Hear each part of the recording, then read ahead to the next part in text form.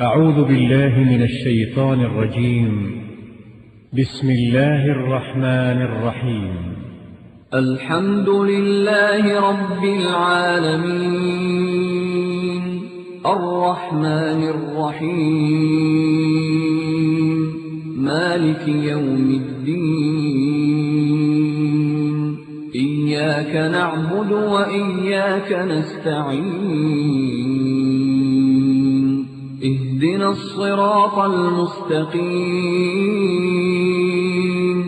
صراط الذين أنعمت عليهم غير المغضوب عليهم ولا الضالين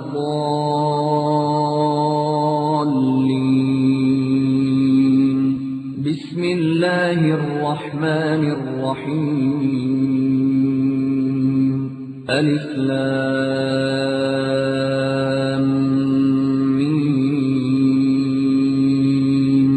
ذلك الكتاب لا ريب فيه هدى للمتقين الذين يؤمنون بالغيب ويقيمون الصلاة ومما رزقناهم ينفقون.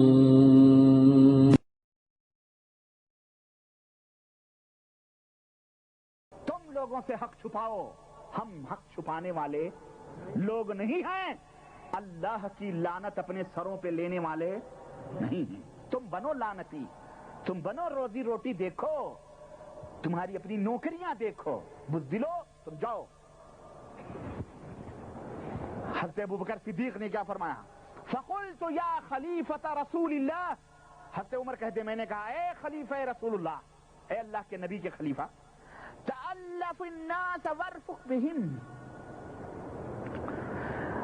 نبی کی امت پر ذرا نرمی کرو، نرمی کرو، ذرا محبت ان کے دلوں میں پیدا کرو۔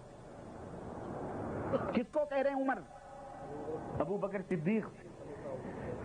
لوگوں کو جوڑو، ذرا جوڑو، یہی ہے تالیف کرو، بین القلوب، دلوں کو ملاؤ، دلوں کو توڑو نہیں، اور ان کے اوپر ذرا محبت سے نرمی سے پیش آؤ۔ جہاد کر کون لوگ ہیں یہ؟ نماز پڑھنے والے، روزہ رکھنے والے، حج کرنے والے، نبی کے پیچھے اذان اقامت سب کچھ کرنے والے، ذرا ان کو جوڑو، ان کے اندر ذرا نرمی سے پیش آؤ۔ حضرت ابوبکر صدیق نے کیا فرمایا؟ اور وہی میرا بھی کہنا ہے، سنو، وہی میرا بھی کہنا ہے۔ کہنے لگے ابوبکر صدیق اجبار فی الجاہلیہ وخوار فی الاسلام، عمر زمانے جاہلیت میں تو بڑے پہلوان بنتے تھے، اور جب اسلام لے آئے تو بزدل ہو گئے۔ اس قدر بزدلی اور اس قدر ذلت نہ، زمانے جاہلیت میں تو بڑے پہلوان تم تھے، بڑے سخت تھے۔ انہو قد انقطع الوحی، سنو یہی ہمارا بھی ہے، اور امت کے ایک ایک فرد کا نعرہ یہی ہونا چاہیے۔ انہو قد انقطع الوحی وتم الدین، ابو بکر کہہ رہے ہیں وحی کا سلسلہ ختم ہو چکا ہے، وحی آنا بند ہو گئی، وتم الدین، اور دین مکمل ہو گیا ہے۔ اینقص وانا حی، کیا نبی کے دین میں کمی کی جائے گی اور میں زندہ رہوں؟ یہ کبھی نہیں ہو سکتا ہے، یہ نہیں ہو سکتا ہے۔ اے دنیا کے مولویوں اور اے قرآن و سنت کے نام پر ایسڈ بانٹنے والوں، ارے بدعت و شرک کے تاجروں اور سوداگروں، میں زندہ رہوں اور میرے اخوان زندہ رہیں، اور دین مصطفیٰ کے اندر تحریف ہو، دین اور اسلام کے نام پر شرک اور بدعتیں امت کے اندر پھیلائی جائیں، یہ نہیں ہو سکتا ہے۔ اگر اللہ نے زبان کی طاقت دی ہے تو اس زبان سے جہاد کروں گا، اگر تلوار دے گا تو تلوار سے جہاد کروں گا انشاءاللہ۔ یہ خلیفۃ الرسول کا فرمان ہے۔ سنو مسلمانوں، سیرت ابو بکر یہ ہے۔ لوگ زلف اور کاکل کی بیان کر کے چلے جاتے ہیں، بڑے رحم دل تھے، بڑے اچھے تھے، پیارے تھے، مننے تھے، سلونے تھے، ایسا لگتا ہے جیسے ان کا بنا بنایا کوئی دولہا تھا، اس کی تعریف کر رہے ہیں۔ سنو، اخلاق اس کو نہیں کہتے، اخلاق اس کو نہیں کہتے کہ بچہ انگار کی طرف بڑھے، تو اس کو روکو بھی نہیں, اس کو پکڑ کے کھینچو بھی نہیں. ہاں اخلاق اس کو نہیں کہتے کہ امت کے اندر برائیاں پھیلانے والوں کے ساتھ نرمی کی جائے. میاں اسلام نے کہا چوری کر رہا ہاتھ کاٹ لو, بھلے کہے میں پہلی دفعہ چوری کر رہا ہوں. چور ہمیشہ کہتا میں پہلی دفعہ چوری کر رہا ہوں. یہ کہا جائے گا چل پہلی دفعہ معاف ہے, دوسری دفعہ کرے گا تو پکڑ لیں گے؟ بولو ہاں. سنا کرو, زنا کرے گا تو درے پڑیں گے یا سنگسار کیا جائے گا اگر شادی شدہ ہوگا, یا کہا, یا اگر وہ کہتے ہیں پہلی دفعہ کیا ہوں معاف کر دو, معاف ہو جائے گا. پھر یہ جو شرک کر رہے ہیں ان کا کیا حشر ہوگا؟ مجھے اور کسی سے نفرت نہیں ہے, یاد رکھو. اور اسی میں بغض محبت اللہ کے لیے, دوستی اللہ کے لیے, دشمنی اللہ کے لیے. میرا کوئی خاندانی رشتہ کسی سے نہیں ہے. یہ جتنے بھی ملے مولویوں نے کتابیں لکھ کے بھری ہیں, میں ان راہوں کا راہی ہوں, نکل کے آیا ہوں. اس لیے مجھے تکلیف ہوتی ہے, درد ہوتا ہے کہ میں تو گمراہ تھا, اگر میں اسی میں رہتا تو نہ جانے کیا ہوتا. تو آپ کیوں بھٹکو میاں, آپ اور آپ بھی اللہ آپ لوگوں کو ہدایت عطا فرمائے, اور ہمارے بھائیوں کو ہدایت عطا فرمائے جن کی کانوں تک یہ میری آوازیں پہنچ رہی ہیں ٹوٹی پھوٹی. لوگوں ہوش کے ناخن لو, ہوش کے. ہمارے بزرگوں کو گالیاں پہ, تیرا بزرگ کون؟ جو اسلام کا بزرگ وہ ہمارا بزرگ ہے کہ نہیں ہے؟ جو اسلام کا دوست وہ ہمارا دوست, جو نبی کے عقیدے پہ وہ ہمارا بھائی, ہمارا دوست. جو نبی کے دین سے دور, جو نبی کے دین سے الگ, جو نبی کے منہج سے الگ, وہ ہمارا دوست, ہمارا مولوی, ہمارا عالم, ہمارا دوست. کیسا وہ نہیں ہو سکتا وہ, کیوں وہ قبر میں نہیں جائے گا ہمارے. یاد رکھو, ابھی میں بتاؤں گا کہ اللہ اکبر. یہ رہا حضرت ابوبکر کا فیصلہ. کہنے لگے وہ دن جو ابو بکر نے فیصلہ کیا. اور کیا ہوا پھر؟ ابو بکر نے کیا کہا؟ تلوار نکالی, کہا بیٹھو میں اکیلے جاؤں گا لڑنے کے لیے. صحابہ کرام کہتے ہیں ہماری آنکھیں کھل گئیں. ابو بکر نے کہا واللہ لو فرقوا بین الصلاۃ والزکات, اللہ کی قسم جو نماز میں اور زکات میں فرق کرے وہ مسلمان نہیں, وہ کافر. سوچو اس دن ابو بکر کے علم کا اندازہ لوگوں کو ہوا کہ ابو بکر کتنے بڑے عالم ہیں, کتنے بڑے عالم. بھئی کوئی نماز نہ پڑھے تو مسلمان ہے؟ ہاں, وہی کہا انہوں نے, جو نماز میں اور زکات میں فرق بیان کرے وہ مسلمان. پتہ یہ چلا وہ نماز بھی پڑھتے تھے. ہمارے لوگ کہتے ہیں کہ بڑے نمازی لوگ ہیں. ابے نمازی کی تو دعوت ہو رہی ہے, نماز ہی تو پھیلائی جا رہی ہے. یہ نہیں پتہ چلتا یہ کون سی نماز ہے. یہ وہ ابو بکر و صدیق اور عمر والی نماز ہے, کس کی ہے اللہ ہی بہتر جانے. ڈھونڈو گے تمہیں پتہ چل جائے گا یہ کس کی نماز ہے. اس لیے دھوکہ نہ کھاؤ, اور زندگی بڑی مختصر ہے. آؤ ذرا حضرت ابو بکر کی بہادری بھی تمہیں دکھائیں. اور کیا بہادری, زندگی کے اندر وہ بہادریاں تو ان کی پوری زندگی بہادری میں گزری. حضرت علی بن ابی طالب رضی اللہ تعالیٰ عنہ. آج ہمارے کچھ بد عقیدہ بد باطن لوگ ہمارے ملکوں میں کہتے ہیں علی شیر خدا, ہزاروں کے مقابلے میں اکیلے ڈٹ جانے والا ہے کہ نہیں. اور حضرت علی کی تعریف کریں تو ٹھیک بات, لیکن ان کے ساتھ ساتھ خلفاء کی, ابو بکر و عمر کی اور عثمان کے اوپر گالیاں بکتے ہیں. یہ بدبخت, یہ کافر ہے. یہ کون ہیں؟ یہ سمت کے کفار ہیں. جو ابو بکر کو گالی دے, جو عمر کو گالی دے, جو عثمان کو گالی دے, ان کے اوپر تبرے کسے وہ مسلمان نہیں ہو سکتا ہے, وہ کافر ہے. سنو حضرت علی کیا کہتے ہیں.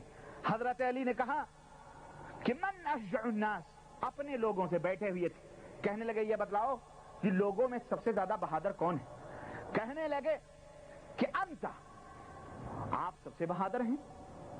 فقال ما انا فما انا فما بارست الا انتصفت منه. مجھے کہہ رہے ہو بہادر, میں نے تو ہمیشہ اپنے جوڑ کی لڑائی لڑی ہے, میں نے ہمیشہ اپنے جوڑ کی لڑائی لڑی ہے. ولكن اخبرونی فی اشجع الناس, لیکن مجھے بتاؤ کہ لوگوں میں سب سے بڑا بہادر مجھ سے بھی بڑا کون ہے؟ قالوا, تو لوگوں نے کہا کہ لا نعلم فمن, مجھے نہیں پتا ہے کون ہے, آپ ہی بتائیں. قال ابو بکر الصدیق, کہنے لگے سب سے بڑا بہادر ابو بکر صدیق. کہنے لگے کیسے؟ کہنے لگے اس وقت جب غزوہ بدر کے موقع پر मुसलमानों की फौजें आमने सामने हुई। नबी करीम सल्लल्लाहु अलैहि वसल्लम के लिए एक पहाड़ी पर एक झोपड़ी बनाई गई और यह हुआ कि अल्लाह के नबी इसी झोपड़ी में बैठकर मुसलमानों के फौजों की कमान करेंगे। उस वक्त यह भी मीटिंग हुई हमारी कि हम जब मैदान जहाद में होंगे तो नबी के पास भी किसी को होना चाहिए। तो कौन होगा जो नबी करीम सल्लल्लाहु अलैहि वसल्लम की हिफाजत की जिम्मेदारी लेता है? अल्लाह अकबर। नबी की हिफाजत की जिम्मेदारी कोई मामूली चीज नहीं है। हाँ, कुफ्फार की नजर और पूरे कुफ्फार की नजर यह थी कि शमा को बुझा दो, सारे के सारे लोग हमारे जाल में आ जाएंगे, सारे के सारे लोग अंधेरे में हो जाएंगे। ये चिराग बुझा दो और सारे कुफ्फार की कोशिश और जिद्दोजहद उसी पहाड़ी पे बने हुए उस झोपड़ी पे थी कि इस झोपड़ी वाले को खत्म कर दो, इन्हें खत्म करना आसान हो जाएगा। थी कि नहीं थी? और आज भी यही है कि नबी से तुम्हारा रिश्ता काट दिया जाए फिर तुम मारे फिरो, फिर दुनिया में लोग भले अपने मुंह इमाम बनते फिरें, इमाम बनते और बनाते फिर रहे हैं। नबी से रिश्ता काट दिया तो तुम्हें गुमराह करना भी तुम्हें क्या हो गया? आसान हो गया। उस नबी ने फरमाया था मुझसे रिश्ता तोड़ोगे, मेरी अहादीस से तोड़ोगे, मेरे कुरान से तोड़ोगे तो फिर शैतान तुम्हें उचक लेगा और तुम उसकी राहों पे चलने लगोगे। आज वही हुआ। अल-मुहिम हजरत अली रज़ी अल्लाह ताला अन्हु ने फरमाया कि उस वक्त यह हुआ कि कौन नबी करीम सल्लल्लाहु अलैहि वसल्लम की हिफाजत करेगा। सिचुएशन ये है, मना हालात ये हैं कि नबी की जान भी खतरे में है। 313 सहाबा और हजारों का मजमा और वो भी घोड़ों और ऊंटों के ऊपर उसके सवार, कैसे होगा? निहत्थे सहाबे काम।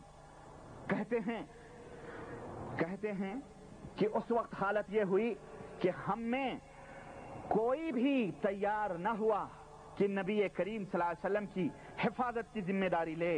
लेकिन अचानक हमने देखा कि अबू बकर ने अपनी तलवार निकाली और रसूल अकरम सल्लल्लाहु अलैहि वसल्लम के सर के पास आके खड़े हुए, कहने लगे तुम्हें यहां आने की जरूरत नहीं है जब तक अबू बकर जिंदा है। नबी तक पहुंचना तो दरकिनार, नबी को कोई जख्म भी नहीं पहुंचा सकता है। कहते हैं उस वक्त जब सबकी हिम्मतें पस्त हो चुकी थी, तने तनहा अबू बकर ने तलवार थाम कर उस मदीने वाले की झोपड़ी के दरवाजे पर दरबानी की थी। अल्लाह अकबर। वो सबसे बड़ा बहादुर है। कहने लगे वल्लाह फहुवा अशजअना, वही सब हम में सबसे ज्यादा बहादुर थे। इसी तरह हजरत अली रज़ी अल्लाह ताला अन्हु कहते हैं कि लक़द रअयतु रसूलुल्लाह सल्लल्लाहु अलैहि वसल्लम वक़द अख़ज़तहु क़ुरैश। अल्लाह अकबर। कहते हैं कि मैंने देखा कि अल्लाह के नबी सल्लल्लाहु अलैहि वसल्लम को कुरैश के चंद औबाशों ने पकड़ा हुआ है। कुरैश के चंद बदमाशों ने मक्के की गली में पकड़ा हुआ है। हादा यजबाहु व हादा युतलतिलहु, ये इधर धक्के दे रहा है, कोई उधर धक्के दे रहा है। मुसलमानों, ये हमारे नबी तौहीद की दावत दे रहे हैं और उसका नतीजा और उसका फल मक्के की गलियों में हमारे नबी को ये मिल रहा था।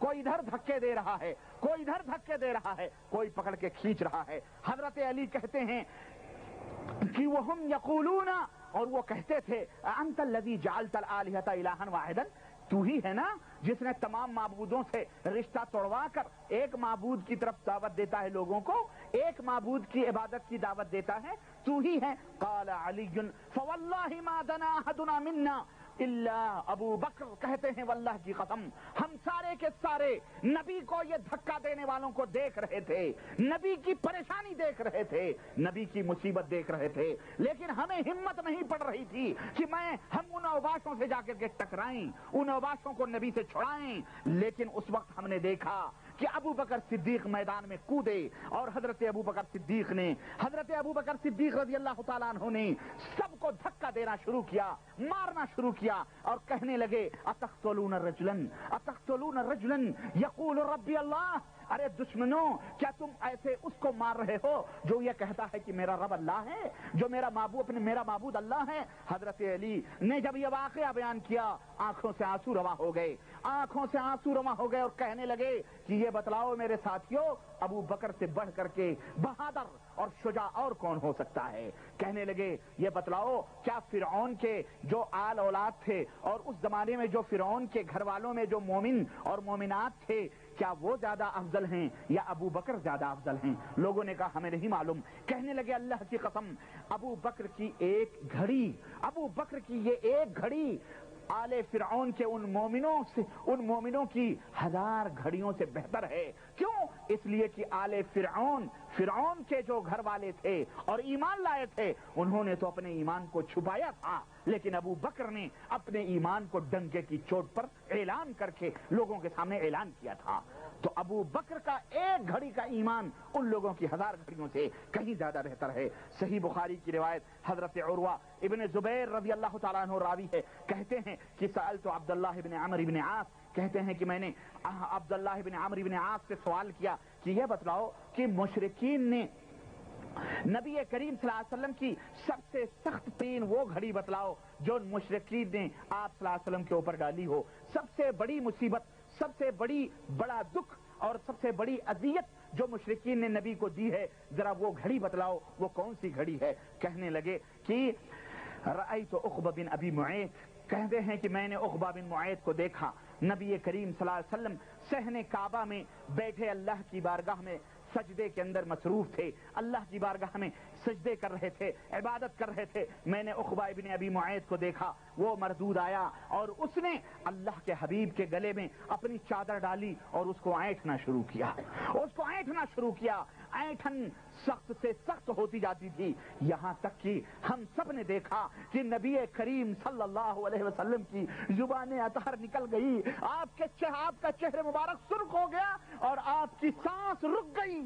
ہم میں کسی کو ہمت نہ ہوئی کہ ہم جا کر اپنے نبی کی حفاظت کریں، اپنے نبی کو بچائیں، لیکن ہم نے دیکھا ابو بکر صدیق دوڑے ہوئے آئے اور لوگوں کے اوپر پل پڑے اور کہنے لگے ظالمو، اس نبی کو تم مارتے ہو، اس نبی کو تم قتل کرنا چاہتے ہو، اے مردود ملعون، اس نبی کو مارنا چاہتا ہے جو نبی یہ کہتا ہے کہ میرا رب اللہ ہے، اتقتلون رجلا ان یقول ربی اللہ وقد جاءکم بالبینات من ربکم، جو کہتا ہے میرا رب اللہ ہے اور تمہارے پاس صحیح اور سچا دین لے کر کے اپنے رب کے پاس آیا ہے، تمہیں ہدایت دینے آیا ہے، تم اس نبی کو مار رہے ہو۔ واللہ کہنے لگے اللہ کی قسم ہے، ابو بکر نے دھکے دیے اللہ کے نبی کی گردن سے، وہ اینٹھن چھڑائی اور اس وقت کھلم کھلا تمام عمائدین مشرکین قریش مکہ اپنی اپنی مجلسوں میں بیٹھے تھے۔ اس وقت تک کسی کو معلوم نہیں تھا کہ ابو بکر مومن ہیں، لیکن اس وقت اعلان ابو بکر نے کہا کہ میں بھی مومن ہوں اور نبی کا ساتھی ہوں، نبی کا مددگار اور معاون۔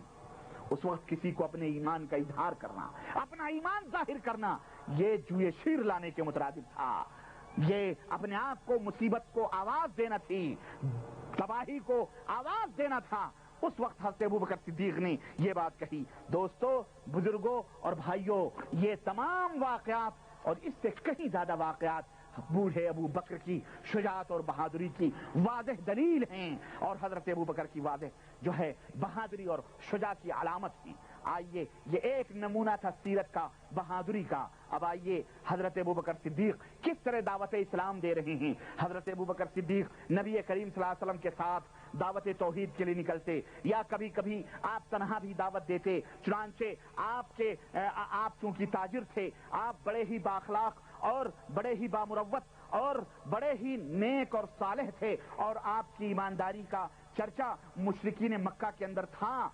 تو آئیے دیکھتے ہیں کہ جب آپ نے اس توحید کی دعوت کو لوگوں کے اندر پھیلایا تو کن عظیم ہستیوں نے اسلام کو قبول کیا۔ میرے عزیزو، یہ وہ عظیم ہستیاں تھیں تو آگے چل کر کے مسلمان ہونے کے بعد یہ اسلام کے کمانڈر بنے، اسلام کے جو ہے محافظ بنے اور اسلام کے سب سے بڑے دشمنوں کو ختم کرنے والے یہ لوگ بنے، اور یہ ہستیاں تھیں، وہ ہستیاں تھیں حضرت عثمان غنی رضی اللہ تعالیٰ عنہ کی۔ حضرت عثمان غنی جو اسلام لائے، حضرت ابو بکر کی دعوت پر اسلام لائے، حضرت زبیر رضی اللہ تعالیٰ عنہ یہ بھی حضرت ابو بکر کی دعوت پر ایمان لائے، حضرت عبد الرحمن ابن عوف رضی اللہ تعالیٰ عنہ ابو بکر کی دعوت پر ایمان لائے، حضرت سعد ابن ابی وقاص رضی اللہ تعالیٰ عنہ یہ بھی حضرت ابو بکر کی دعوت پر ایمان لائے، حضرت طلحہ بن عبید اللہ رضی اللہ تعالیٰ عنہ اور دیگر صحابہ ہیں بڑے بڑے، یہ سب حضرت ابو بکر صدیق رضی اللہ تعالیٰ عنہ کی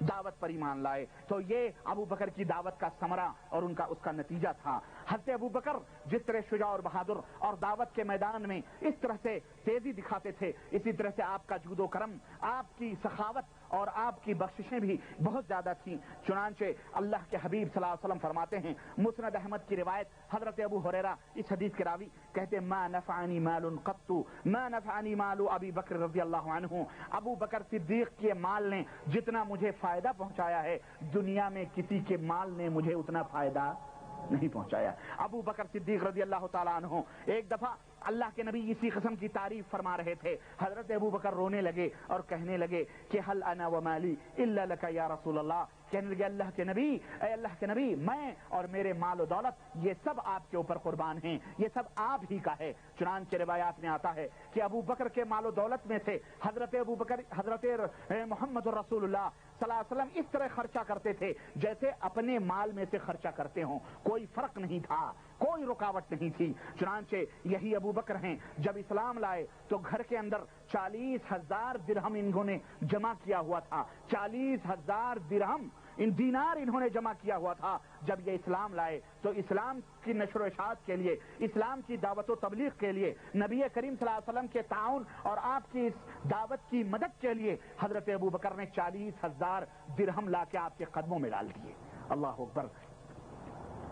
یہ سیرت ہمیں بتاتی ہے کہ آج بھی دعوت توحید کے لیے اگر ضرورت پڑے تو اے نبی، اے ابو بکر کی سیرت کے سننے والوں، تمہیں بھی یہ جذبہ پیدا ہونا چاہیے کہ جس طرح ابو بکر صدیق نے اپنے مال و دولت کو اپنے نبی کی دعوت کے لیے قربان کر دیا تھا، اسی طرح ہمیں بھی دعوت توحید و سنت کے لیے اپنے مال و دولت کو اللہ کی راہ میں قربان کرنا چاہیے۔ چنانچہ اللہ کے رسول صلی اللہ علیہ وسلم فرماتے ہیں، اور ایک دفعہ آپ کو پتا ہے کہ جب حضرت عمر اور حضرت ابو بکر صدیق رضی اللہ تعالیٰ عنہ کے درمیان جب مقابلہ ہوا تو ہوا کیا، اللہ کے نبی نے فرمایا آج اللہ کی راہ میں صدقہ دو، اللہ کی راہ میں خیرات کرو۔ حضرت ابو بکر اور عمر دونوں ہمیشہ آپس میں ایک دوسرے سے آگے بڑھنے کی کوشش میں ہوتے تھے۔ حضرت عمر رضی اللہ عنہ اٹھے اور انہوں نے سوچا دل میں کہ آج میں اتنا صدقہ دوں گا کہ ابو بکر اتنا صدقہ کرنے سے مجبور ہو جائیں گے، اور آج میں یہ فضیلت ان سے آگے بڑھ جاؤں گا اور مقام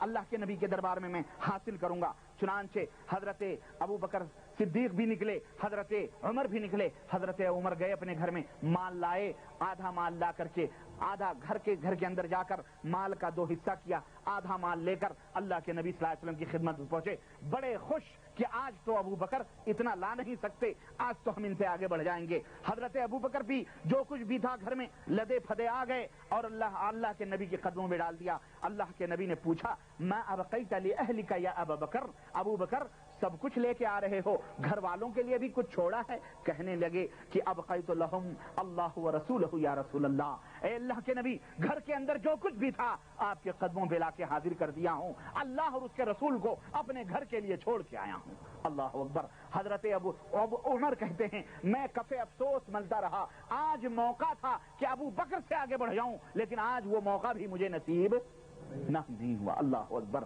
اور یہی ابو بکر ہیں، جب ہجرت کر کے نکلے نبی کے ساتھ سارا مال و دولت گٹری میں لے کر گھر سے رات کو نکلے، پتہ نہیں کب نبی کو ضرورت پڑ جائے۔ بڈھا باپ ابو قحافہ گھر کے اندر بیٹھا ہوا، اور اسما بنت ابو بکر جو حضرت عائشہ کی بڑی بیٹی ہیں وہ بھی گھر کے اندر موجود۔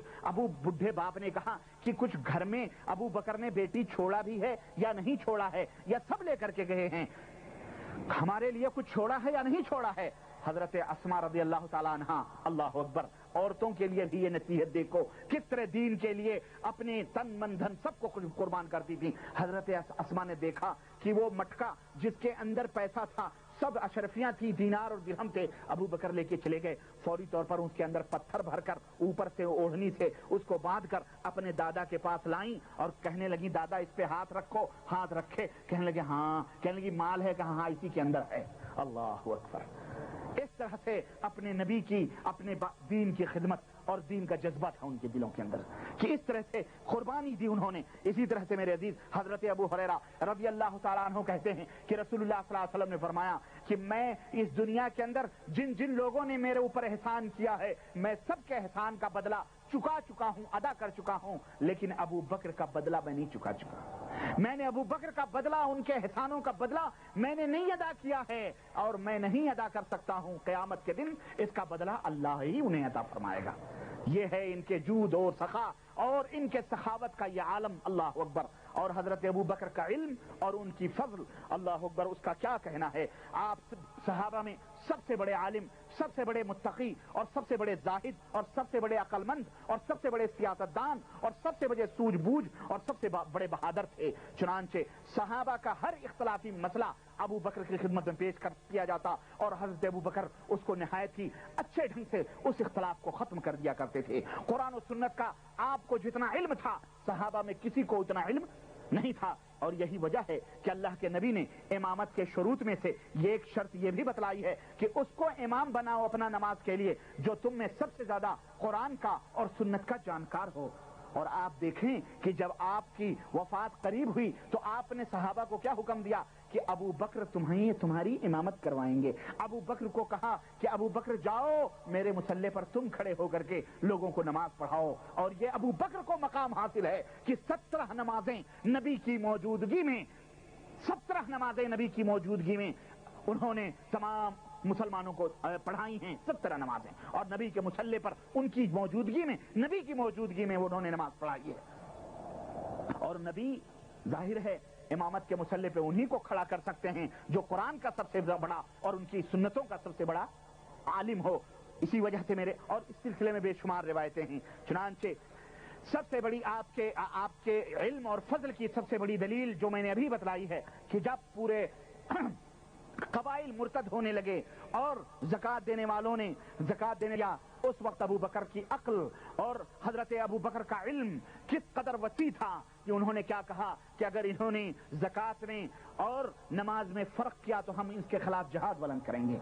किसी सहाबी के समझ में ये बात नहीं आई। इसी वजह से यही देखो सुलह हुदैबिया के मौके पर हजरत अबू बकर सिद्दीक का इल्म और उनका फजल देखो कि अल्लाह के नबी ने जब कुफार और मुशरिकीन से सुलह कर ली और ये कहा कि चलो ठीक है, जब हम्मे का कोई आदमी मुसलमान भाग करके मदीना जाएगा, मक्का जाएगा, तो तुम उसे वापस न करना, लेकिन अगर तुम्हारा कोई आदमी मुसलमान हमारे पास भाग करके आएगा तो हम उसे वापस करने के लिए हम उसे वापस कर देंगे। ये मुआहिदा था मुशरिकीन मक्का का। अल्लाह के नबी ने इस मुआहिदे पे साइन कर दिया। अबू बकर, हजरत उमर बिफर गए। हजरत उमर बिल्कुल बिफर गए और उन्होंने कहा अमा अंत बिरसूलिल्लाह या रसूल अल्लाह, अल्लाह के नबी क्या आप रसूल नहीं हैं? क्या आप रसूल नहीं हैं? क्या हम मुसलमान नहीं हैं? क्या हमारा दीन सच्चा नहीं है? अल्लाह के नबी ने फरमाया बेशक मैं अल्लाह का रसूल हूं, मैं और तुम मुसलमान हो और बेशक मैं सच्चा पक्का दीन लेकर के आया हूं। हज़रत अबू बकर ने फिर कहा फिर इतनी जिल्लत पर यह मुआहिदा क्यों हो रहा है? ये मुआहिदा इतनी जिल्लत पर क्यों किया जा रहा है? तलवारें मैदान में फैसला करेंगी, आप हुक्म कीजिए, तलवारें मैदान में फैसला करेंगी। लेकिन अल्लाह के नबी सल्लल्लाहु अलैहि वसल्लम खामोश हैं। हज़रत अबू बकर को वहां भी, उमर को वहां तसल्ली नहीं हुई। हज़रत अबू बकर के पास पहुंचे, कहने लगे क्या अल्लाह के नबी रसूल नहीं है? कहने लगे हैं। कहने लगे कि क्या हम मुसलमान नहीं है? कहने लगे क्यों नहीं, मुसलमान हैं। कहने लगे क्या हमारा दीन सच्चा नहीं है? कहने लगे बेशक सच्चा है हमारा दीन। कहने लगे तो फिर इस जिल्लत के ऊपर मुआहिदा क्यों हो रहा है? अबू बकर ने कहा कि उमर, नबी ने जो मुआहिदा किया है उसी के अंदर खैर बरकत है। बेशक अल्लाह के रसूल हैं, बेशक हम मुसलमान हैं, बेशक हमारा दीन सच्चा है। देखें आप, अक्ल और इल्म और फजल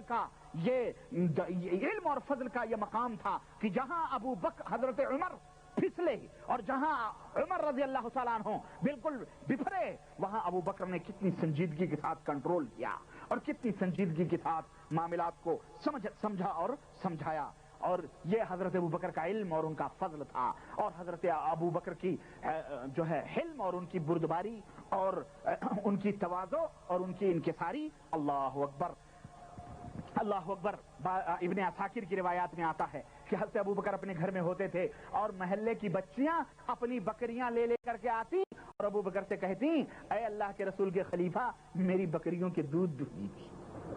یہ انکساری اس خلیفۃ المسلمین کی بیٹھ کے ان کے دودھ دیا کرتے تھے. اللہ اکبر.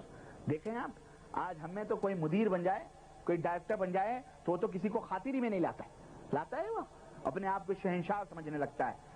چند دن کا عہدہ کیا مل گیا, تم نے اپنے آپ کو بادشاہ سمجھا, آخرکار ایک دن پھر تمہیں رذیل ہو کر کے نیچے آنا پڑے گا. یہ خلیفۃ المسلمین ہیں. اور سنو روایات کے اندر آتا ہے خلیفۃ المسلمین لوگوں کے درمیان بیٹھے ہوتے تھے, کسی کو پتہ ہی نہیں چلتا تھا کہ یہ خلیفۃ المسلمین ہیں یا کون ہیں یا عام آدمی. بالکل سادے سودے انداز میں سنجیدگی کے ساتھ, اور حلم اور بردباری اتنی تھی کہ ایک دفعہ ممبر رسول صلی اللہ علیہ وسلم پر بیٹھے ہوئے کچھ لوگوں کو نصیحتیں کر رہے تھے, مسجد نبوی کے ممبر پر بیٹھ کر نصیحت کر رہے تھے. اتنے میں حضرت حسن ابن علی رضی اللہ تعالیٰ عنہ, حسین چھوٹے سے حضرت حسن بولنے لگے تھے, اس وقت چلنے پھرنے لگے تھے, ظاہر نبی کے زمانے میں چلتے تھے.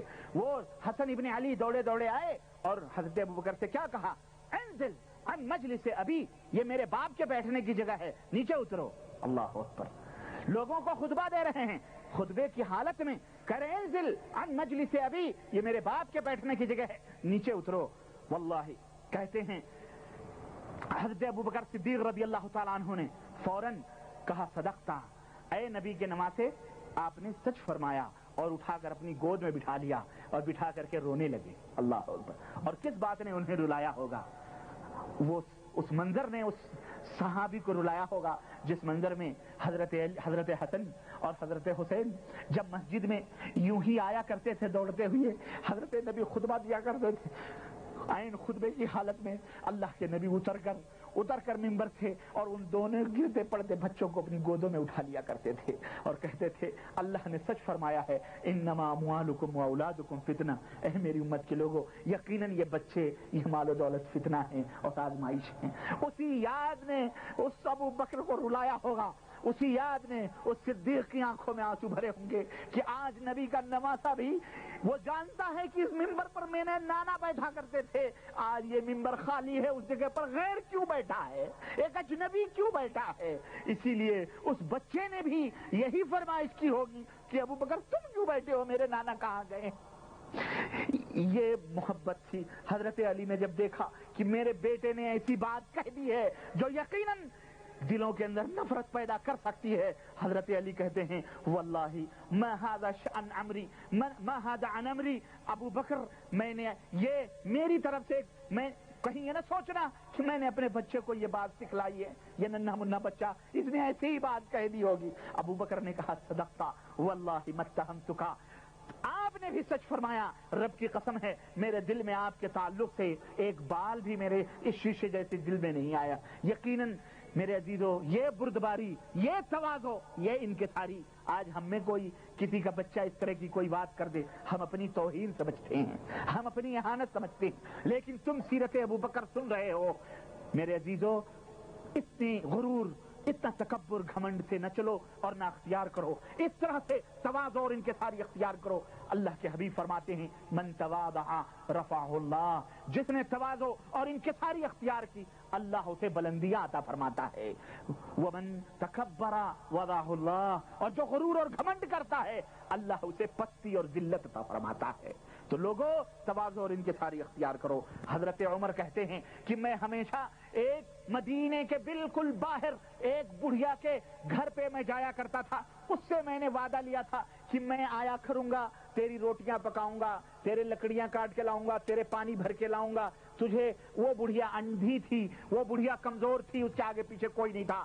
حضرت عمر کہتے ہیں میں جایا کرتا تھا, لیکن جب بھی میں جاتا میں دیکھتا کہ بڑھیا کے گھر میں جھاڑو لگا ہوا ہے, بڑھیا کے گھر میں لکڑی جل کے اور اس کی روٹی ووٹی پک کے وہ کھا پی کے تیار ہے, اس کا مشکیزہ بھی بھرا ہوتا, پانی بھی بھرا ہوتا. میری سمجھ میں نہیں آتا کہ مجھ سے پہلے کون آ کر کے بڑھیا کی یہ کام رات کو یہ کام کر کے جاتا ہے.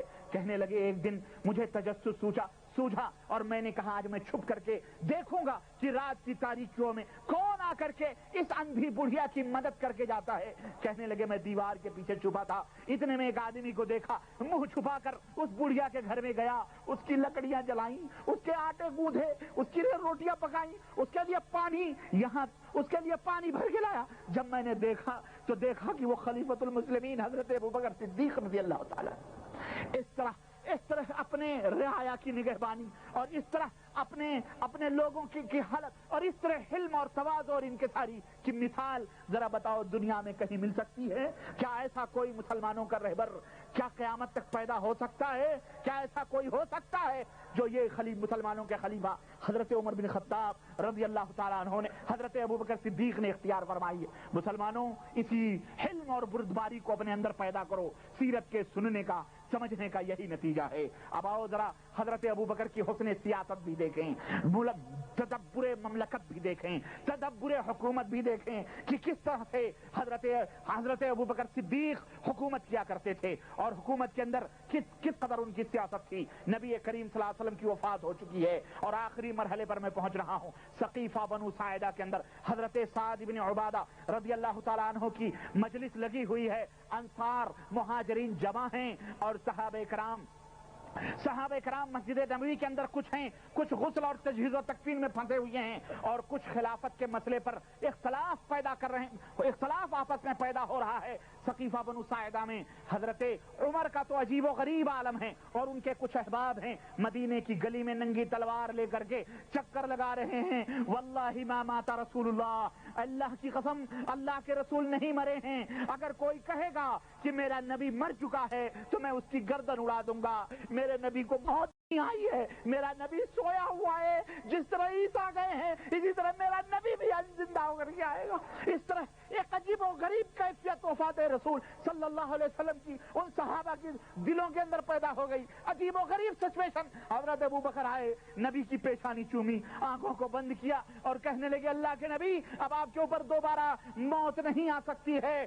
देखा ये हालत सहाबे कराम की हो रही है। मिंबर पे खड़े हुए और खुतबा दिया। बुखारी की रिवायत उठाओ, खुतबा दिया या अय्युहन्नास इल्मू, ऐ दुनिया के लोगों सुनो, मन कान यअबुदु मुहम्मदन फइन्न मुहम्मदन क़द मात व मन कान यअबुदुल्लाह फहुव हय्युन ला यमूत। ऐ कायनात के लोगों, जो मोहम्मद सल्लल्लाहु अलैहि वसल्लम की इबादत और बंदगी करता था वो कान खोल करके सुन ले कि मोहम्मद सल्लल्लाहु अलैहि वसल्लम मर चुके हैं। और जो अल्लाह की इबादत करता है, जो अल्लाह का बंदा है, वो सुन ले कि अल्लाह हमेशा जिंदा है और हमेशा जिंदा रहेगा, उसे मौत नहीं आ सकती है। वमा मुहम्मदुन इल्ला रसूलुन कद खलत मिन क़ब्लिहि रुसुल अफ़इन माता औ क़ुतिला इंक़लबतुम अला अक़ाबिकुम। मोहम्मद एक रसूल हैं, अगर वो मर जाएं या शहीद कर दिए जाएं तो ऐ दुनिया के लोगों क्या तुम फिर काफिर हो जाओगे? याद रखो जो कुफ्र अख्तियार करेगा अल्लाह का कुछ बिगाड़ नहीं सकता है, उसका खसारा होगा। हजरत अबू बकर ने कुरान की आयत करीमा पढ़ी, उमर की तलवार हाथ से छूटी, कहने लगे अल्लाह की कसम बतला रहा हूं मैंने इतनी दफा कुरान पढ़ा लेकिन मुझे ऐसा लग रहा था जैसे ये आयत करीमा अभी अबू बकर के ऊपर नाजिल हो रही हो। अल्लाह अकबर। तलवार छूट गई। सहाबी का अकीदा, सहाबी की फिक्र, सहाबी का वो जो जज्बाती जहन के ऊपर एक गुबार था वो छट गया कुरान के सुनते ही। और इस तरह से मोहम्मद रसूलुल्लाह सल्लल्लाहु अलैहि वसल्लम के ये दीवाने नबी करीम सल्लल्लाहु अलैहि वसल्लम की तजहीज़ व तकफीन में लगे। अबू बकर ने सुना कि सकीफा बनु साइदा के अंदर इस तरह ये फितना खत्म हुआ। दूसरा फितना जो सकीफा बनु साइदा में था, खिलाफत का, अंसार कहते थे हम में खलीफा होगा, मुहाजिरीन कहते थे हम में खलीफा होगा, और करीब था कि म्यान से तलवारें निकल जाएं। अबू बकर सिद्दीक पहुंचे और वहां पर बैठ करके कहने लगे देखो हम कुछ नहीं जानते, हमें एक बात जरूर मालूम है, हमारे नबी ने किसी मैदान में हमको अंधेरे में नहीं छोड़ा है। हमारे नबी ने फरमाया है अल अइम्मतु मिन कुरैश, कुरैश का इमाम होगा, इमाम जो बनेगा, खलीफा जो बनेगा वो कुरैश में का बनेगा। हजरत अबू बकर सिद्दीक रज़ियल्लाहु ताला अन्हु की जुबान मुबारक से नबी पाक की ये हदीस निकली, तमाम इख्तलाफात बिट गए। उमर उछले और उछल के अबू बकर के हाथ को पकड़ा और कहने लगे मैं आपके हाथों पर सबसे पहले बैत करता हूं, आपसे बढ़कर और कौन अफजल है। तमाम सहाबा टूट पड़े और अबू बकर सिद्दीक के हाथों पर सबों ने मुत्तफका तौर पर, इजमाई तौर पर बैत की। इस तरह ये फितना भी हजरत अबू बकर के बेहतरीन सियासत اور بہترین تدبر اور آپ کے عقل کی سب سے بڑی دلیل یہ فتنہ بھی، یہ اس فتنے کا ختم ہونا بھی ہے۔ اس طرح نبی کے صحابہ کے درمیان اتفاق ہوا، اور پھر اسی طرح سے اور بھی بہت سارے اختلافات آئے، سب اللہ کے فضل و کرم سے قرآن و سنت کی روشنی میں ختم ہوئے۔ اور اس کے بعد حضرت ابو بکر نے ایک خطبہ دیا، اور یہ خطبہ ذرا دھیان سے سنو، آخری مرحلے پر میں پہنچ رہا ہوں۔ حضرت ابو بکر نے خطبہ دیا، یا ایھا الناس، جب خلیفہ بنا لیے گئے، منبر پر چڑھے ہوئے اور کہنے لگے اے دنیا کے لوگوں سنو، میں تمہارا خلیفہ بنایا گیا ہوں، وَلَسْتُ بِخَيْرِكُمْ، لیکن میں تم سے بہتر نہیں ہوں۔ اللہ اکبر، یہ دیکھو تواضع اور انکساری، میں تمہارا خلیفہ بنایا ضرور گیا ہوں لیکن میں تم سے بہتر نہیں ہوں۔ فَإِنْ أَحْسَنْتُ فَأَعِينُونِي، اگر میں کوئی اچھا کام کروں تو میری مدد کرنا، وَإِنْ أَسَأْتُ، اگر مجھ سے کوئی غلطی ہو جائے، فَقَوِّمُونِي، تو مجھے سیدھا کرنا۔ اللہ اکبر، اے دنیا کے مولویوں، اے امت کے قائد و رہنما، اے امت کے قائدوں، اے امت کے رہنماؤں، اے امت کے باغ و ڈور سنبھالنے والوں، اے عالموں، اے حاکموں، اے دنیا کے لیڈروں، تمہارے لیے یہ نصیحت اور عبرت ہے۔ تم نے تو آج اپنی ہر بات کو حرف اخیر امت کے اندر سمجھایا ہوا ہے۔ ہم کبھی غلطی کر سکتے ہیں، ہم کبھی جھوٹ بول سکتے ہیں، ہم سے کبھی خطا ہو سکتی ہے۔ یہ امت کا سب سے بڑا آدمی نبی کے بعد وہ کیا کہہ رہا ہے؟ اگر میں اچھا کروں میری مدد کرنا، اگر میں برا کروں مجھے سدھارنا، مجھے درست کرنا۔ اور یاد رکھو، الصدق امانہ، راست گوئی اور راست بازی یہ امانت ہے، والکذب خیانہ، اور جھوٹ اور مکاری یہ خیانت ہے۔ والضعیف فیکم قوی عندی حتی آخذ الحق له انشاءاللہ، اور یاد رکھو تم میں جو سب سے زیادہ کمزور ہے وہ میرے نزدیک سب سے زیادہ طاقتور ہے۔ کیوں؟ اس وقت تک جب تک کہ میں اس کا حق نہ دلوا دوں، اور تم میں جو سب سے زیادہ طاقتور ہے وہ میرے نزدیک سب سے زیادہ کمزور ہے جب تک کہ میں اس سے حق نہ لے لوں، مظلوم کا حق اس سے نہ لے لوں۔ وَلَا يَدَعَ قَوْمٌ الْجِهَادَ، اور فرمایا جب بھی کوئی قوم جہاد ترک کر دیتی ہے، جہاد کو چھوڑ دیتی ہے، اللہ کی راہ میں جہاد کرنا بند کر دیتی ہے، تو اللہ اس قوم پر اپنی ذلت و رسوائیاں تھوپ دیتا ہے۔ تو اے لوگوں، جہاد کو لازم پکڑنا، جہاد کبھی نہ چھوڑنا۔ اور فرمایا اور وَلَا تَشِيعُ الْفَاحِشَ فِي يَوْمٍ قَطُّ وَفِي قَوْمٍ قَطُّ، اور جس قوم میں بے حیائی اور فحاشی اور زناکاری پھیل جاتی ہے، اللہ تبارک و تعالیٰ کے عذاب اس قوم کے اوپر پھیل جاتے ہیں، اس قوم کے اوپر اللہ کے عذاب آتے ہیں۔ اور کہا اطیعونی ما اطاعت اللہ ورسولہ، اے لوگوں اور سنو کان کھول کر کے، یہ بھی فرمان سنو ابو بکر رضی اللہ تعالیٰ عنہ کا، کہنے لگے اے دنیا کے لوگوں میری اطاعت کرنا جب میں اللہ اور اس کے رسول کی اطاعت کا حکم دوں، میری اطاعت کرنا اس بات میں جب میں تمہیں اللہ اور اس کے رسول کا حکم دوں اطاعت کرنے کا، وَإِذَا عَصَيْتُ اللَّهَ وَرَسُولَهُ، اور جب میں اللہ اور اس کے رسول کی نافرمانی کرنے لگوں، فَلَا طَاعَةَ لِي عَلَيْكُمْ، تو پھر میری اطاعت تمہارے اوپر فرض ہے، میری اطاعت تمہارے اوپر فرض ہے۔ اے دنیا کو نبی کی اطاعت سے چھڑا کر امتیوں کے پیچھے چلانے والے مولویوں، اور کہتے ہو ہمارے امام کی اطاعت کرو، ہمارے امام کے پیچھے چلو، یہ اس امام نے بھی نہیں کہا ہے، اور نبی اللہ اور اس کے رسول کے بعد کسی نے بھی نہیں کہا ہے، یہ دجالوں نے کہا ہے۔ یہ کس نے کہا ہے؟ اس امت کے دجالوں نے کہا ہے۔ وہ مکار ہیں جو اللہ اور اس کے رسول کی اطاعت سے ہٹا کر امت کو امتیوں کی غلامی میں ڈالتے ہیں۔ ہمارا دین تو آیا تھا انسانوں کی غلامی سے نکال کر اللہ کی غلامی کروانے کے لیے، اور انہوں نے اللہ اور رسول کی غلامی چھڑوا کر امتیوں کی غلامی میں لگایا ہوا ہے۔ اللہ ان مکاروں سے، ان عیاروں سے، ان کے مکر و فریب سے اس امت کو محفوظ رکھے، آمین یا رب العالمین۔ کہتے ہیں کہ اے لوگوں، میں جب تک اللہ رسول کی اطاعت کروں میری اطاعت کرنا، اور جب میں اللہ اس کے رسول کی نافرمانی کروں تو میری بات سے ہٹ جانا۔ اور یہی حضرت ابوبکر صدیق کی وہ تھی۔ اور اس موضوع پر تو بہت ساری باتیں ہیں۔ آپ لشکر اسامہ کا واقعہ آپ کو معلوم ہے کہ کس طرح اسامہ بن زید رضی اللہ تعالیٰ عنہما کو رسول اللہ صلی اللہ علیہ وسلم نے روم کو کچلنے کے لیے روانہ کیا تھا۔ اسامہ بن زید کی عمر اس وقت 17 سال کی تھی، غلام کے بیٹے تھے، اور اس وقت لشکر مدینے سے رخصت ہوا روم کو کچلنے کے لیے، لیکن جب جرف میں پہنچا، مقام جرف میں، اس وقت پتہ چلا نبی صلی اللہ علیہ وسلم کی وفات ہو گئی، لشکر وہیں ٹھہر گیا، نہ جانے کیا ہو، پورے قبائل کے اندر فتنے پھیل گئے، اور مانعین زکات نے زکات دینے سے انکار کر دیا، ارتداد کے فتنے الگ ہو گئے، یمن اور بحرین کے اندر فتنہ پیدا ہوا، اسی طرح سے اور دیگر مقامات پر فتنے پیدا ہوئے، آخر کار معاملہ یہ ہوا، ابو بکر سے کہا اس لشکر کو روک لو، اس لشکر کو روک لو، کیونکہ مدینے کی حفاظت یہ پہلی شرط ہے، اگر یہ لشکر چلا گیا تو یاد رکھو مدینہ محفوظ نہیں رہے گا، دشمنان اسلام مدینے کی اینٹ سے اینٹ بجا دیں گے۔ لیکن ابو بکر نے اس وقت بھی اپنے تدبر کا اور اپنے فضل کا، اپنے عقل کا استعمال کیا، اور واللہ عقدها رسول اللہ صلی اللہ علیہ وسلم، رب ذوالجلال کی قسم ہے، وہ گاٹھ جو مدینے والے نے لگایا ہے، ابو بکر اس کے کھولنے کی جرات نہیں کر سکتا ہے۔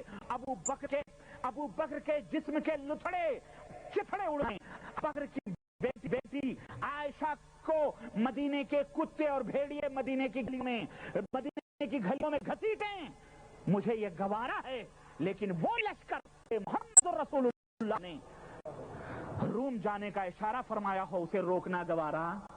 اللہ اکبر، یہ ہے حکومت۔ کیا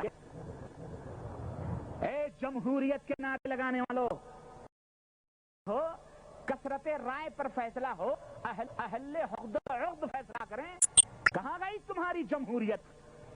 اکیلا ابو بکر فیصلہ کر رہا ہے، مسلمانوں کا خلیفہ ہے کہ نہیں ہے؟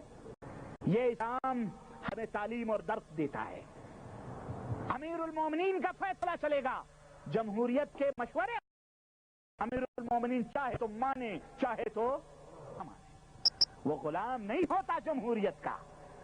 10 مل کر کے ایک غلط کو سچ کہہ دیں تو وہ سچ ہو جائے، اور 10 مل کے ایک سچ کو غلط کہہ دیں تو غلط ہو جائے، اور ایک غلط کو جھوٹ کو سچ کہہ دیں تو سچ ہو جائے۔ یہ اسلام کہتا ہے، بولو یہ کفر ہے، یہ کفر۔ اس لیے یہاں بھی یہ درس لو، کہنے لگے نہیں ہو سکتا۔ گئے نبی کی تدفین کے بعد حضرت اسامہ کو گھوڑے پہ بٹھایا، اور خود گھوڑے کی باگ پکڑ کر پیدل چل رہے ہیں، وصیت فرما رہے ہیں۔ اسامہ بن زید گھوڑے سے اترنا چاہتے ہیں، کہتے نہیں، تجھے نبی نے اس گھوڑے پہ بٹھایا ہے۔ ابو بکر، دوسرے صحابہ نے کہا، ایک تو یہ عمر میں چھوٹا ہے، اور فوج میں بڑے بڑے صحابہ عمر کے موجود ہیں، ان سے کہیں زیادہ فضل والے، ان سے کہیں زیادہ مقام اور مرتبے والے، ایک تو یہ، دوسرے امیر بناؤ ذرا شریف النسل کو، یہ زید غلام کا بیٹا ہے۔ ابو بکر کے اوپر 2 اتہامات لگائے گئے، 2 باتیں آئیں، ایک تو چھوٹا ہے، دوسرے غلام کا بیٹا ہے، شریف لوگ یہاں اعلیٰ خاندان کے لوگ، قریش کے لوگ موجود ہیں، اس کو کیوں امیر بنایا جا رہا ہے؟ لیکن اللہ اکبر، ابو بکر نے کہا تم کیا کہہ رہے ہو، تمہیں پتا ہے اس کو امیر اس نے بنایا ہے جو امیر الانبیاء سید العرب والعجم ہے، اس نے اس کو امیر بنایا ہے۔ ابو قحافہ کے بیٹے کی یہ جرات نہیں ہے کہ اسے اس امارت سے نیچے اتارے۔ دوسرے عمر کی کوئی بات نہیں ہے، عمر اللہ کے نبی تم سے زیادہ جانتے تھے۔ آج کل ہمارے ملکوں میں خوب حدیثوں کے اوپر جرا ہوتی ہے، یہ ہوتا ہے، یہ ہوتا ہے، یہ وجہ، اپنے اپنے اماموں کو ثابت کرنے خوب چیگم کی طرح قرآن اور حدیث کو پھیلاتے ہیں اور جوڑتے ہیں، کہ نہیں؟ خود بدلتے نہیں، قرآن کو بدل دیتے ہیں۔ ایسے لوگوں سے پناہ مانگو، یہ شیطان ہیں اس امت کے، ایسے لوگوں سے دور رہو میرے عزیزو۔ اس طرح سے میرے عزیز سن 11 سے لے کر سن 12 ہجری ختم، سن 12 ہجری کے شروع تک آتے آتے جزیرۃ العرب سے حضرت ابو بکر کی سیاست و تدبر سے سارے فتنے فرو ہو گئے، ختم ہو گئے، اور جتنے بھی مشرکین تھے سب سے جزیرۃ العرب پاک و صاف ہو گیا، اور یہ صرف ابو بکر کا کلیجہ تھا کہ اس نے تنہ تنہا ان تمام طوفانوں کا اور فتنوں کا اس نے اکیلے مقابلہ کیا ہے۔ انہوں نے لشکر اسامہ کو روکا، اور یہ مناسب نہ سمجھا کہ اس کو اسامہ بن زید کے لشکر کو نہ روکنا۔ اسی طرح مسجد نبوی میں فاروق اعظم کی جو کمزور کر دی جو کیفیت تھی کہ نبی صلی اللہ علیہ وسلم مرے نہیں ہیں، زندہ ہیں، اسی طرح منکرین زکات کا مسئلہ، اسی طرح سے مرتدین کا جو شور اور ہنگامہ، اور اسی طرح سے اور جو مشاکل تھے، ان تمام مشاکل کا حضرت ابو بکر نے 2 سال کے اندر خاتمہ کر دیا، ایک ٹھہراؤ پیدا ہو گیا، امن و شانتی کا۔ حضرت ابو بکر صدیق نے پیدا کی اور اس طرح سے خلافت رواں اور دواں ہوئی. اور جب اس طرح سے نبی کی امت کے درمیان مکمل طور پر قوت و طاقت پیدا ہو گئی, اللہ کا یہ عزیز بندہ, نبی کا یہ محبوب 22 اور 23 جمادی الثانی کی درمیانی رات منگل کی رات تھی بعد نماز مغرب 13 برس کی 63 برس کی عمر میں اللہ کا یہ محبوب بندہ اللہ کو پیارا ہوا. 63 برس کی زندگی میں انا للہ و انا الیہ راجعون. اولاد اور بیویوں کی تعداد یہ تھی. پہلی بیوی قتیلہ بنت عبد العزہ جو کافرہ تھی اور کافرہ ہو کر کے مری, ان کے بطن سے حضرت عبداللہ ابن ابو بکر اور حضرت اسماء بنت ابو بکر رضی اللہ تعالی عنہما تھے. اسی طرح سے دوسری بیوی سے جن کا نام ام رومان تھا, ان سے حضرت عبد الرحمن اور حضرت عائشہ رضی اللہ تعالی عنہما پیدا ہوئے. تیسری بیوی سے جو حضرت اسماء بنت عمیس ہیں, اور یہ اسماء بنت عمیس کون ہیں؟ یہ حضرت جعفر بن ابو طالب کی بیوی تھی. حضرت جعفر بن ابو طالب کی بیوی تھی. جب حضرت جعفر شہید ہو گئے تو انہوں نے حضرت ابو بکر رضی اللہ عنہ شادی کی. جب حضرت ابو بکر بھی اللہ کو پیارے ہو گئے تو انہوں نے حضرت علی رضی اللہ تعالیٰ عنہ سے, حضرت علی رضی اللہ تعالیٰ عنہ سے انہوں نے شادی کی, حضرت اسماء بنت عمیس. تو یہ اس زمانے میں تھا کہ اگر ایک شوہر مر گیا تو دوسرے مر گئے. تو یہ ہمارے ہاں جہالت آئی ہوئی ہے کہ اگر ایک شوہر مر گیا, اگر بیوی دوسرے سے نکاح کر لے تو کہیں گے پہلے بھی اس کا کہیں ٹانکا پہلے سے بھیڑا ہوا تھا. استغفر اللہ, یہ جاہلیت کافر. ہاں اپنے شوہر سے محبت نہیں کرتی ہے تو کیا گناہ کرے؟ اسی جوانی میں مر کر گئے, اپنے خون کو کیوں جلائے بھائی؟ اسلام نے اس طرح سے شادیوں کی اجازت مہم ہے. بہرحال اس موضوع پہ تقریریں ہیں. تیسری بیوی اسماء بنت عمیس تھیں جن سے حضرت محمد رضی اللہ تعالیٰ عنہ پیدا ہوئے. چوتھی بیوی حضرت حبیبہ بنت خارجہ تھی جن سے ام کلثوم پیدا ہوئیں, جو ان کی وفات کے بعد فوراً ابو بکر کی وفات کے بعد انتقال کر گئیں. پھر اس نبی کے حبیب کو, اس نبی کے یار غار مصطفیٰ کو اسی حضرت عائشہ کے کمرے میں نبی کریم صلی اللہ علیہ وسلم کے پہلو میں حضرت ابو بکر صدیق کو دفن کر دیا گیا. اور یہ خلافت کا پہلا چاند زمین کے اندر دفن ہو گیا. اللہ ان کی خبروں پر اپنی رحمتوں کی برکھا برسائے. اللہ رب العزت ان سب کے نقش قدم پر چلنے کی, ہم معصیت کیشوں اور گنہگاروں کو چلنے کی توفیق عطا فرمائے. اللہ ان سے محبت اور تمام صحابہ سے محبت کی توفیق عطا فرمائے. اور جو لوگ ان سے بغض اور حسد رکھتے ہیں اللہ انہیں دنیا سے ہلاک و برباد فرمائے. اور اللہ ان سب کو ہدایت بھی عطا فرمائے. اللہ ہم سب کو نیک عمل کرنے کی توفیق عطا فرمائے. آمین یا رب العالمین. وصلی اللہ علی نبینا محمد وعلی آلہ وصحبہ اجمعین. والسلام علیکم ورحمۃ اللہ وبرکاتہ.